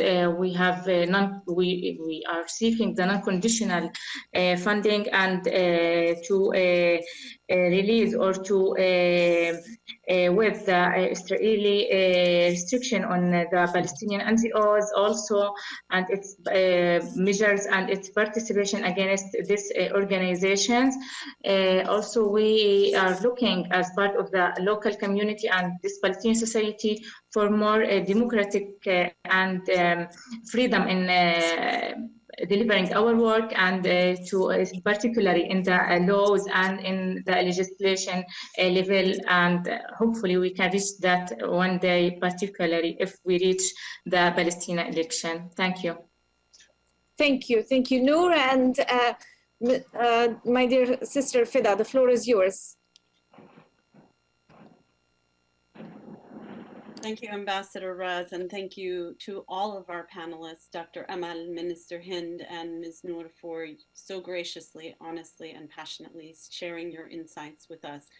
I have to admit, at times it was painful to consider the many real challenges and setbacks being faced by Palestinian women in all spheres of life due to the political, social, and economic realities they are facing. Foremost, the challenges and difficulties deliberately caused by Israel's 54-year foreign occupation. As our panelists have stressed, Palestinian women, along with the rest of the Palestinian people, face a critical, if not existential, crossroads as our people's very presence in their homeland and the prospects for the realization of their freedom and rights, including to self-determination and return, are being gravely violated and threatened by the occupying power, making ever more urgent not only international support to Palestine, but serious, responsible, collective action to uphold international law, implement UN resolutions, and hold this illegal occupation accountable to the same laws all countries are obliged to respect. This is imperative, we know, to bring an end to the Israeli occupation of Palestine and its subjugation of our people, and to achieve a just solution that will guarantee the realization of our people's rights and the independence of the state of Palestine with East Jerusalem as its capital, and to open a new chapter of genuine peace and stability that will enable the realization of all human rights, including, of course, the rights to which women are entitled as part of this human race, in which they continue to regrettably be denied. At the same time, I wish to say that your presentations were also inspiring, as they reminded us of the real dynamism, capacity, strength, and resilience of Palestinian women, and the enormous contribution they have made to our just struggle, continue to make, and must be enabled to make, as we continue to strive for freedom, justice, and of course, equal rights. And I would say that you also importantly pointed out many internal issues affecting our women for which solutions must be prioritized on that road to equality and freedom. And so here in closing, I would like to recognize the UN support, UN Women, UNRWA, UNDP, UNICEF, and also this committee's capacity building program, among others, in extending assistance to Palestinian women and girls, along with NGOs and donor countries prioritizing women's empowerment. This support has helped promote the well-being and protection of our women and girls, as well as avenues for education, skill development, and employment. It remains vital at a time when the risks to progress made is high, and it should be focused and targeted to define needs and prioritize, as has been stressed by our panelists and lastly by Nour. Thank you all to all who are supporting our efforts on this journey. Thank you again, Ambassador Raz, to the entire Committee on the Exercise of the Inalienable Rights of the Palestinian People, and to all countries and people supporting the just cause of Palestine. Thank you. Thank you, Ms. Feda, for your excellent way of concluding this rich discussion we had today, for summarizing one of the most important elements that had been discussed, and my sincere gratitude to the excellent panelists. I think this was extremely enriching. It was extremely informative. It helped us a lot to see the challenges, the opportunities, and as well hopes, not only for women of Palestine, but I think for a lot of women across the world, because there are so much similarities we'll share and some of the struggles we all have together. So this has been a very inspiring and enriching exchange, which highlighted the problems we face, especially in the era of COVID-19. And let's hope that we share for all countries in the world, including my own. And we count on the next generation of equality to achieve full gender equality and empowerment of women. This meeting is closed, and I thank you again all for participation.